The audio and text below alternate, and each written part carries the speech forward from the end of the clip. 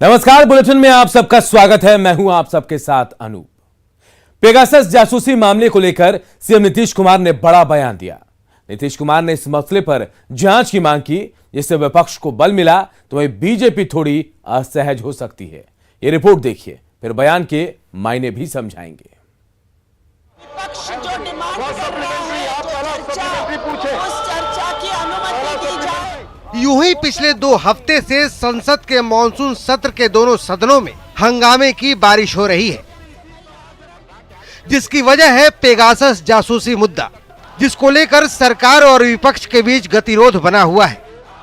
शोर की वजह से संसद में सामान्य कामकाज नहीं हो पा रहा है। आप सब माननीय हो, देश की जनता ने आपको चुनकर भेजा है। मेरा आपसे आग्रह है कि लगातार 2 सप्ताह से सदन की कार्रवाई बाधित हो रही है। लेकिन सियासी गलियारों में इस मुद्दे को हवा तब मिल गई जब पेगासस जासूसी मामले को लेकर एनडीए के सहयोगी और बिहार के मुख्यमंत्री नीतीश कुमार ने इस पूरे मुद्दे की जांच की मांग कर दी। पूरे तौर पर एक एक बात को देख करके उचित कदम उठाना चाहिए मेरी समझ से। लेकिन क्या हुआ है क्या नहीं हुआ है, ये पार्लियामेंट में कुछ लोग बोल रहे हैं और समाचार पत्रों में आ रहा है, तो उसी को देखते हैं हम लोग। लेकिन जो कुछ भी है उसके पूरे तौर पर जांच करके कि आखिर किसी को किस तरह से फ़ोन को लोग अपने ढंग से सुन रहे हैं या कुछ भी कर रहे हैं, उस पर कब्जा कर रहे हैं, क्या कर रहे हैं, ये तो पूरी बात आनी चाहिए। जब इतने दिनों से लगातार लोग बोल रहे हैं तो उसके बारे में निश्चित रूप से इस पर मेरी समझ से जाँच कर लेना चाहिए, ताकि जो भी सच्चाई हो सामने आ जाए। और कभी भी कोई किसी को डिस्टर्ब करने के लिए, परेशान करने के लिए कोई इस तरह का काम करता है तो ये नहीं होना चाहिए। नीतीश कुमार के इस बयान के बाद विपक्ष की बाँछें खिल उठी हैं, जबकि जासूसी कांड पर बीजेपी का स्टैंड बिल्कुल साफ है। वो इस मामले पर किसी तरह की जांच को तैयार नहीं है। पेगासस जो है एमनेस्टी इंटरनेशनल का षड्यंत्र है। एमनेस्टी इंटरनेशनल आतंकवादियों पर अगर कोई फौजी कार्रवाई या सैनिक कार्रवाई या पुलिसिया कार्रवाई होती थी, वो मानवाधिकार ले आता था। किसी डकैत पर, किसी चोर पर कुछ करता था, उसको भारत से खदेड़ा गया है। उसने अंतर्राष्ट्रीय षड्यंत्र रचा है। पेगासस यही है। तो मुख्यमंत्री ने जो कहा है जांच के बाद, मुख्यमंत्री जी का अपना विचार हो। लगातार संसद में इस पर गतिरोध चल रहा है। कांग्रेस और अन्य कई दलों ने चर्चा की मांग की है। ये अच्छी बात है, अच्छे संकेत हैं कि एनडीए में रहते हुए नीतीश कुमार जी ने इस तरह की मांग की है। मैं उन्हें इसके लिए धन्यवाद देता हूं और उनसे अपेक्षा करता हूं कि वो अपने सांसदों को भी निर्देशित करें कि इस बात के लिए न सिर्फ बयान देके रह जाएं, बल्कि संसद के अंदर और बाहर उस प्रोटेस्ट में वो शामिल हों। बीजेपी के गोद में बैठ करके, बीजेपी से अलग लाइन ले करके आदरणीय नीतीश कुमार जी सिर्फ कहने से नहीं होगा। आपकी बात कितना बीजेपी केंद्र की सरकार आपको तवज्जो देती है, कितना बात मानती है, ये देखना होगा। दरअसल संसद का मॉनसून सत्र जब से शुरू हुआ है, तब से पेगासस जासूसी मामले पर विपक्ष हमलावर है। विपक्ष के मुताबिक पेगासस जासूसी मामले में ये खुलासा हुआ है कि भारत के कई विपक्षी नेता, पत्रकार और दूसरी हस्तियों के फोन हैक किए गए हैं। न्यूज़ 18 के लिए पटना से आनंद अमृतराज, रवि एस नारायण और शैलेंद्र कुमार की रिपोर्ट। और चलिए नीतीश कुमार के बयान और इस खबर के मायने को भी समझते हैं। तो देखिए, पिछले दिनों अंतर्राष्ट्रीय मीडिया की ओर से जारी एक रिपोर्ट में दावा किया गया, दावा ये कि पेगासस स्पाईवेयर के जरिए कथित तौर पर जासूसी कराई गई। भारत में कथित तौर पर 300 से ज्यादा हस्तियों के फोन हैक किए गए। जिनका फोन हैक हुआ उनमें पत्रकार, मंत्री, नेता, बिजनेसमैन जैसे लोग शामिल थे। इस मामले की जांच की मांग को लेकर विपक्षी पार्टियां लगातार हमलावर हैं। संसद के दोनों सदनों की कार्रवाई विपक्ष के हंगामे की भेंट चढ़ गई। सदन में चर्चा पर विपक्ष अड़ा हुआ है। संसद का मॉनसून सेशन 19 जुलाई से शुरू हुआ और बीते 2 हफ्तों में दोनों सदनों को मिलाकर 18 घंटे ही कामकाज हो सका, जबकि 107 घंटे कामकाज होना चाहिए था। कामकाज नहीं होने से टैक्स पेयर्स का 133 करोड़ रुपए से अधिक का नुकसान हुआ है। इस हंगामे के बीच नीतीश कुमार ने भी जांच की बात कह दी और नीतीश कुमार का बयान बीजेपी को अब असहज भी कर सकता है। और देखिए, आज जनता दरबार में मुख्यमंत्री नीतीश कुमार उस वक्त आग बबूला हो गए जब उन्हें जानकारी हुई कि 5 साल पहले जिस कानून को बनाकर वो जनता दरबार से निश्चिंत हो गए थे, उस कानून को उनके अधिकारी ही पलीता लगा रहे हैं। ये रिपोर्ट देखिए और फिर खबर तो समझिए। नहीं, हम नहीं देंगे। का वही समस्या है सर, थाना पे सर हम लोग जाते हैं, कितना घर तोड़ दिया है, सरकारी जमीन में रहते हैं। जनता दरबार में फरियादी दिल खोलकर अपने मुखिया के सामने बातें रख रहे हैं। बाबुओं की बेपरवाही की कलई खोल रहे हैं। बता रहे हैं कि सरकारी बाबू जनता के प्रति कितने संजीदा हैं। जनता दरबार में मुख्यमंत्री उस वक्त आग बबूला हो गए जब उन्हें पता चला कि जिस लोक शिकायत निवारण कानून पर भरोसा कर जनता दरबार बंद कर दिया गया था, उसको अमल में लाने वाले बहरे हो चुके हैं। पालन आज तक नहीं किया गया और शेष जमीन हमारे सामने मैंने हमको धमकाया गया। लोग जरा देख लीजिए, सुनिए जरा, इधर आइए चीफ सेक्रेटरी साहब, इधर आइए, बुलाइए जरा उनको भी। अरे नहीं, राजस्व को ही नहीं, अरे इनको बुलाइए, राजस्व नहीं, इनको बुलाइए ना, गृह विभाग को बुलाइए, अरे गृह नहीं भाई, अरे इनको बुलाइए ना, नहीं, सुभानी जी को बुलाइए। अभी तो हम इनको बताएं, लेकिन देखिए अगला केस भी आ गया। इसमें देखा जा रहा है कि लोक शिकायत निवारण कानून के अंतर्गत जो हम लोगों ने प्रावधान किया, आप निरंतर देख रहे थे। होम ग्रुप ने, होम वाले को बुलाइए, तो देखते ही नहीं तो आप तो देखते थे। इसमें छोड़ दिए, बैठाइए मुझे, तो आप सामान्य प्रशासन में छोड़ बैठे, छोड़ दीजिए, आप बैठिए। तो अब जो देखा गया है कि लोक शिकायत निवारण कानून के अंतर्गत जो फैसला दे दिया उसका एग्जीक्यूशन नहीं होता। फरियादियों की बातों से मुख्यमंत्री को समझने में तनिक भी देर नहीं लगी कि कैसे अधिकारी ही उनके सपनों को पलीता लगा रहे हैं। मुख्यमंत्री ने साफ कहा कि 1.25 घंटे के भीतर ही 4-5 मामले सामने आ चुके हैं। पूरी है, हम लोग जनता के दरबार का कार्यक्रम शुरू किए तब आकर के कह रहे, हम देख लिए 5-7 लोग हमको मिल गए अभी, जो लोक शिकायत निवारण कानून के अंतर्गत एक फैसला हो गया, उसका क्रियान्वयन नहीं, खाली अंचल अधिकारी नहीं, कई जगह की बात आ गई, समझ गए ना। तो आप जब देखिएगा ना, 5-7 इशू आया, अभी तक आ गया, अभी तो थोड़े ही लोगों से मिले हैं, इसी में आ गया। मैंने आप समझ लीजिए कि 1.25 घंटा के अंदर आ गया, तो और लोग हैं तब और। सीएम नीतीश कुमार ने 2016 में जनता दरबार को इसलिए बंद कर दिया था कि लोक शिकायत निवारण अधिकार अधिनियम के तहत लोगों की समस्याएं सुलझ जाएंगी। अधिनियम बेहतर तरीके से काम कर रहा है, लेकिन जब दोबारा नीतीश कुमार ने जनता दरबार शुरू किया तो इसी अधिनियम से जुड़ी शिकायतें आ रही हैं। न्यूज़ 18 के लिए पटना से शैलेंद्र कुमार की रिपोर्ट। और अब चलिए जरा इस खबर को भी समझ लेते हैं। 2005 में सीएम बनने के बाद नीतीश कुमार ने 2006 में जनता दरबार लगाना शुरू किया था। बिहार के कोने कोने से फरियादी इस जनता दरबार में पहुंचते थे। 2016 तक जनता दरबार सफलतापूर्वक चलता रहा और इसके बाद लोक शिकायत निवारण कानून में राज्य में इसे लागू कराया गया। लोक शिकायत कानून के बाद जनता दरबार लगना बंद हो गया। 5 जून 2016 से पूरे राज्य में बिहार लोक शिकायत निवारण अधिनियम लागू किया गया। सर्वसाधारण की शिकायतों का एक निश्चित समय सीमा में समाधान करना लोक शिकायत निवारण कानून का मकसद था। लेकिन आज जो हकीकत सामने आई वो बताती है कि अधिकारी लापरवाही बरत रहे हैं और शायद इसलिए 5 सालों बाद सीएम फिर से जनता दरबार उन्होंने लगाना शुरू किया और जनता दरबार में अधिकारियों की पोल भी खुलती नजर आई। और जब लोगों की शिकायत यहां सीएम को मिली तो सीएम आज नाराज हुए, अधिकारियों पर आग बबूला भी नजर आए। बढ़ते आगे बात लालू प्रसाद और मुलायम सिंह यादव की करते हैं। यूपी चुनाव से पहले लालू यादव एक्टिव हो गए हैं। आज दिल्ली में लालू प्रसाद यादव और मुलायम सिंह यादव की मुलाकात हुई। दोनों ने एक दूसरे के स्वास्थ्य का हाल जाना, यूपी चुनाव को लेकर चर्चा भी की। राजनीति में लालू की सक्रियता से महागठबंधन के लोग उत्साहित हैं, तो एनडीए के नेता लालू के समाजवाद पर चुटकी ले रहे हैं। मुलाकात पर सियासी प्रतिक्रिया सुनिए और फिर इस मुलाकात के मायने को समझिए।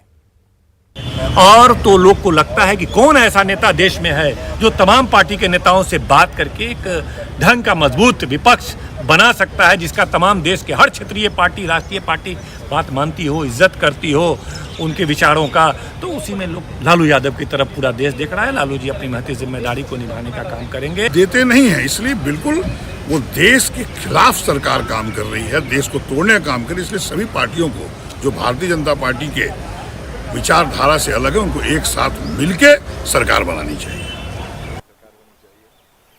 अच्छा पहल है, कर रहे हैं तो, और निश्चित तौर पे भारतीय जनता पार्टी के नेतृत्व में जो दिल्ली में सरकार चल रही है, यह जन विरोधी सरकार के रूप में सामने आई है। कि वैकल्पिक राजनीति का एजेंडा जो होगा, क्या उसमें डॉक्टर राम मनोहर लोहिया का जो समाजवाद है, जो बुनियादी नीति है, जिसका परिवारवाद, भ्रष्टाचार, वंशवाद से कोई लेना देना नहीं है, तो जो इन मानकों पर राजनीति में निकृष्टतम घृणा फैलाए हो, वैसे लोग भी समाजवाद की बात करते हैं, तो डॉक्टर राम मनोहर लोहिया की आत्मा करा उठती।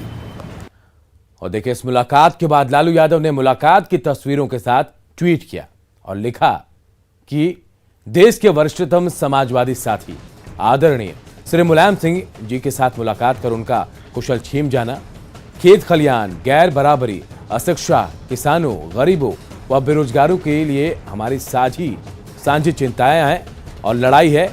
आज देश को पूंजीवाद और संप्रदायवाद नहीं बल्कि लोक समता एवं समाजवाद की अत्यंत आवश्यकता है। ये ट्वीट लालू प्रसाद यादव ने किया जब उन्होंने मुलाकात की मुलायम सिंह यादव से। उसके बाद एक फोटो भी साझा किया और ये ट्वीट किया। अब जरा खबर को समझते हैं। कल केंद्रीय गृह मंत्री अमित शाह यूपी दौरे पर थे और यूपी दौरे पर अमित शाह ने दावा किया कि अगले साल होने वाले विधानसभा चुनाव में बीजेपी की प्रचंड जीत होगी। विपक्ष को करारी हार के लिए तैयार रहना चाहिए। अमित शाह के दावे के बाद विपक्ष बेचैन है। लालू मुलायम की मुलाकात उसी बेचैनी का नतीजा है। यूपी चुनाव से पहले लालू यादव एक्टिव हो गए हैं। यहां गौर करने वाली बात यह है कि यूपी चुनाव के लिए समाजवादी पार्टी और एनसीपी का गठबंधन हुआ है। 29 जुलाई को शरद पवार ने भी लालू यादव से मुलाकात की थी। समाजवादी पार्टी के रामगोपाल यादव और कांग्रेस के अखिलेश सिंह भी लालू से मिले थे। मतलब लालू दूसरी पार्टियों के बीच कड़ी का काम कर रहे हैं और इसी कड़ी में आज इनकी मुलाकात भी हुई। आपको बता दें कि लालू चारा घोटाले में सजा याफ्ता हैं और इस वक्त वो बेल पर हैं। बढ़ते आगे, केंद्र की मोदी सरकार ने डिजिटल ट्रांजैक्शन और डायरेक्ट बेनिफिट ट्रांसफर को बढ़ावा देने के लिए ई-रूपी लॉन्च कर दिया है। ई-रूपी को खुद प्रधानमंत्री नरेंद्र मोदी ने लॉन्च किया। ई-रूपी का मकसद डिजिटल पेमेंट को गति देने के साथ ही पैसों का दुरुपयोग रोकना भी है। पूरी रिपोर्ट देखिए और फिर खबर तो समझिए। सोमवार को पीएम मोदी ने जिस ई-रूपी को लॉन्च किया, उसका मकसद डिजिटल पेमेंट और डायरेक्ट बेनिफिट ट्रांसफर को बढ़ावा देना तो है ही, साथ ही इसका मकसद सरकारी योजना में भेजे गए पैसों का दुरुपयोग रोकना भी है। ये बात पीएम मोदी ने ई-रूपी लॉन्च करते वक्त भी बताई। इससे सुनिश्चित होगा कि उसके द्वारा दिया गया धन उसी काम में लगा है जिसके लिए वो राशि दी गई है। अपने संबोधन में पीएम मोदी ने बताया कि ई-रूपी सुनिश्चित करेगा कि जिस काम के लिए पैसे दिए गए वो पैसे उसी काम पर ही खर्च हों। यानी ई-रूपी एक तरह से पर्सन के साथ साथ पर्पज स्पेसिफिक भी है। जिस मकसद से कोई मदद या कोई बेनिफिट दिया जा रहा है वो उसी के लिए प्रयोग होगा, ये ई-रूपी सुनिश्चित करने वाला है। शुरुआती चरण में ई-रूपी को हेल्थ सेक्टर में लागू किया गया है और आगे इसको दूसरे सेक्टरों में भी लागू करने की योजना है। इसका इस्तेमाल गैर सरकारी संगठन भी किसी को फायदा पहुंचाने के लिए कर सकते हैं। कोई ऑर्गेनाइजेशन सेवा भाव से भारत सरकार के द्वारा जो मुफ्त वैक्सीन दी जा रही है उसका लाभ लेना नहीं चाहता है, लेकिन जो प्राइवेट अस्पतालों में जहां कुछ कीमत देकर के वैक्सीन चल रही है उसमें भेजना चाहता है। अगर वो 100 गरीबों को वैक्सीन लगवाने की उसकी इच्छा है तो वो उन 100 गरीबों को ई रूपी वाउचर दे सकता है। साफ है, ई रूपी लाभार्थियों को सीधा फायदा पहुंचाएगा और गरीबों के हक की सॉलिड सुरक्षा भी करेगा। Bureau report, news 18 network. अब जरा खबर को समझते हैं। ई रूपी का मुख्य उद्देश्य है डिजिटल ऑनलाइन पेमेंट को ज्यादा आसान और सुरक्षित बनाना। ई रूपी से डिजिटल पेमेंट आसान हो जाएगी। ये नया डिजिटल पेमेंट सॉल्यूशन है। इस सर्विस के तहत यूजर को पेमेंट करने के लिए ना तो कार्ड, डिजिटल पेमेंट ऐप और ना ही इंटरनेट बैंकिंग एक्सेस की जरूरत होगी। इस सेवा से भ्रष्टाचार में कमी भी आएगी। ई रूपी एक QR कोड या SMS स्ट्रिंग बेस्ड ई वाउचर है। ई रूपी वाउचर सीधे लाभार्थियों के मोबाइल पर भेजा जाता है।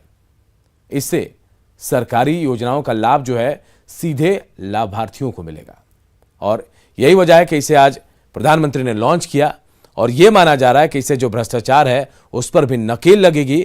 वहीं जो जिनको फायदा मिलना है, जो लाभार्थी हैं, उनको भी इसका फायदा सीधे तौर पर मिलेगा। भारतीय महिला हॉकी टीम ने टोक्यो ओलंपिक में इतिहास रचा है। क्वार्टर फाइनल में ऑस्ट्रेलिया को हराकर टीम इंडिया ने सेमीफाइनल में जगह बनाई। भारतीय महिला टीम की इस कामयाबी पर सिमडेगा में एक बार फिर ढोल और नगाड़े बजे। ओलंपिक गेम्स में भारतीय टीम के शानदार प्रदर्शन की खुशी में हॉकी की नर्सरी में ऐसा जश्न मना जो हमेशा याद रहेगा।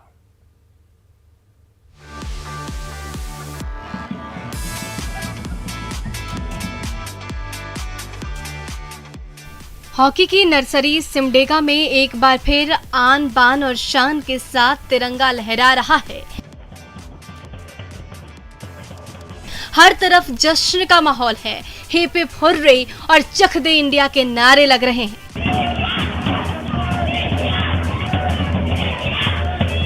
तो ढोल नगाड़ों की धुन पर हॉकी की युवा पौध सड़क पर जुलूस निकाले जा रही है। जश्न भला मनाए भी तो क्यों नहीं। देश की बहादुर बेटियों ने इतिहास जो रच दिया है। जब से टोक्यो ओलंपिक के क्वार्टर फाइनल मैच में पुरुषों के बाद महिला हॉकी टीम की जीतने की खबर आई, तब से सिमडेगा के एस्ट्रोटर्फ ग्राउंड में नगाड़े का शोर थमने का नाम नहीं ले रहा।